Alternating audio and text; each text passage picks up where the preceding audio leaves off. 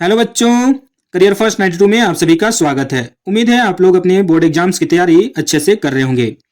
आज हम लोग देखने वाले हैं कार्बन एवं उसके यौगिक से संबंधित प्रश्न एवं उत्तर को। तो चलिए आज का क्वेश्चन आंसर शुरू करते हैं।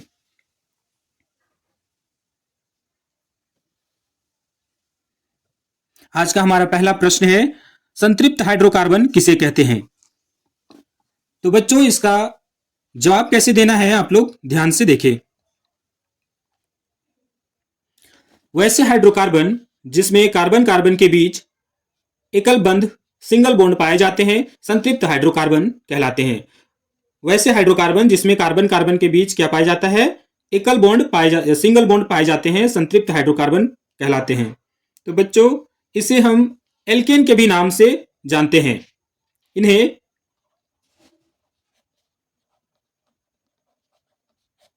एल्केन के नाम से जाना जाता है।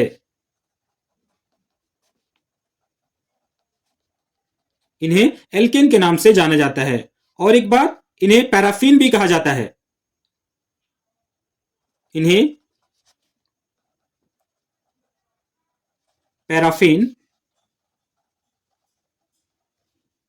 पैराफिन भी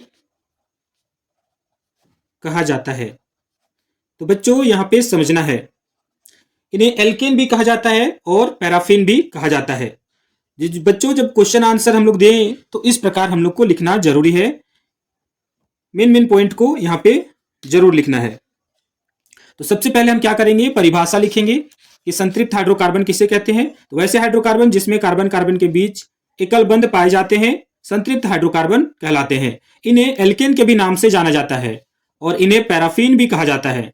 तो बच्चों यहां पे समझना है, एल्केन जिसे कार्बन कार्बन के बीच क्या होता है, सिंगल बॉन्ड पाया जाता है, एल्केन के नाम से हम जानते हैं, संतृप्त हाइड्रोकार्बन कहलाते हैं। और इन्हें पैराफिन भी कहा जाता है। अब पैराफिन क्यों कहा जाता है इसको भी समझ लेना है। लेकिन यहाँ पे जब हम एग्जाम में बैठेंगे, क्वेश्चन आंसर अपना लिखेंगे तो उस समय इतना डीप लिखने की आवश्यकता नहीं है। बस हम लिख लेंगे इन्हें एल्केन के नाम से भी जाना जाता है, इन्हें पैराफिन भी कहा जाता है। बस इसके आगे हम अपना उदाहरण देना शुरू करेंगे, फॉर्मूला वगैरह लिखेंगे और अपना आंसर को कंप्लीट करेंगे। लेकिन बच्चों अगर समझना है अभी आप लोगों को तो यहाँ पे थोड़ा सा समय लगेगा।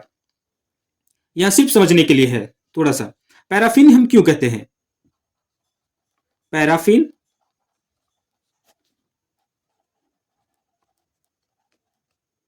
पैराफिन्स क्यों कहा जाता है, यहां पे हम समझ लेते हैं। तो बच्चों यहां एक शब्द है, दो शब्द से हम देखेंगे, पैरा और दूसरा एफिन, एफिनिटी, एफिनिटी से आया है। तो पैरा का मतलब क्या होता है, पैरा का मतलब होता है लेस, सॉरी हाँ लेस ही लिखते हैं, लेस।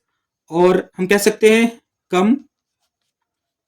और एफिनिटी का मतलब होता है रिएक्टिव, रिएक्टिव क्रियाशील, क्रियाशीलता हम कह देते हैं रिएक्टिविटी से क्रियाशीलता। तो अब कम क्रियाशील होते हैं, ये दोनों का वर्ड को हम मिला तो क्या हो जाएगा, कम क्रियाशील।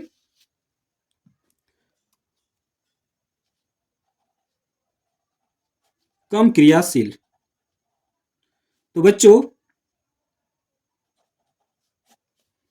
यहां पे एक शब्द मिलकर आता है कम क्रियाशील।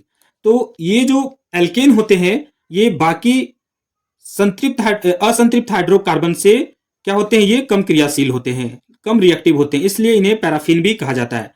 पैरा का मतलब होता है लेस, कम, और एफिनिटी का मतलब होता है रिएक्टिव, रिएक्टिविटी कह सकते हैं क्रियाशीलता, कम क्रियाशीलता इसका मतलब होता है। तो एल्केन, एल्कीन और एल्काइन से क्या होते हैं, कम क्रियाशील होते हैं। तो यहां सिर्फ समझने के लिए था। अब चलते हैं अपने आंसर को कंप्लीट कैसे करें।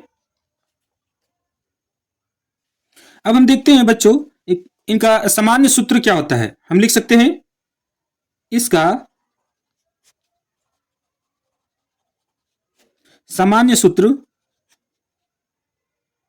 CnH2n+2 होता है। इनका सामान्य सूत्र क्या है, CnH2n+2 होता है, जहां जहां n बराबर 1 2 3 इत्यादि,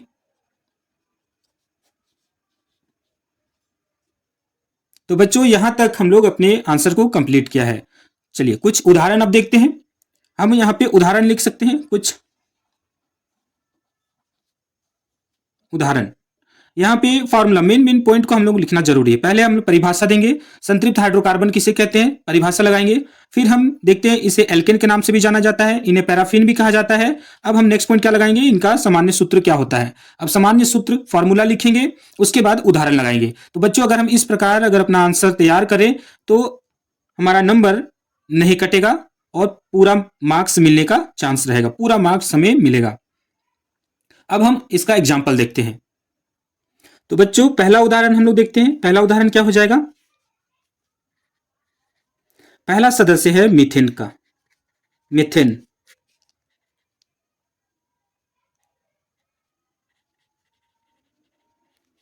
मीथेन पहला सदस्य है और इसका आणविक सूत्र होता है CH4। ठीक है, अब हम इसका संरचना सूत्र बनाएंगे। हम इतना उदाहरण लिख सकते हैं, लेकिन अगर हमें संरचना सूत्र भी बनाना है तो और बढ़िया। संरचना सूत्र हम कैसे बनाएंगे, एक कार्बन है और टोटल कितने हाइड्रोजन है, 4 हाइड्रोजन है। तो 4 हाइड्रोजन हम इस प्रकार सब में लगाएंगे। ये मीथेन का हो गया। दूसरा एग्जाम्पल अगर हमें देना है, दूसरा एग्जाम्पल हम लगाएंगे एथेन का, एथेन, इथेन। इसका सामान्य सूत्र क्या, इसका आणविक सूत्र क्या होगा, एथेन का आणविक सूत्र, एथ का मतलब क्या होता है, मेथ का मतलब क्या हुआ, 1। अब यहाँ पे थोड़ी सी बात यहाँ पे समझना है, अगर आप लोगों को याद होगा तो बहुत बढ़िया, और नहीं यहाँ हम लोग देखते हैं। जब यहाँ पे कार्बन की संख्या 1 होती है, संख्या हम देखते हैं यहाँ पर कार्बन की संख्या, और यहाँ पर नाम, ऐसे हम लोग लिखेंगे, सिंपल वे में समझते हैं। अगर कार्बन की संख्या 1 है तो हम क्या लिखेंगे, मेथ लिखेंगे, मेथ, मेथ। और कार्बन की संख्या 2 है तो एथ लिखते हैं। कार्बन की संख्या 3 है प्रोप लिखते हैं।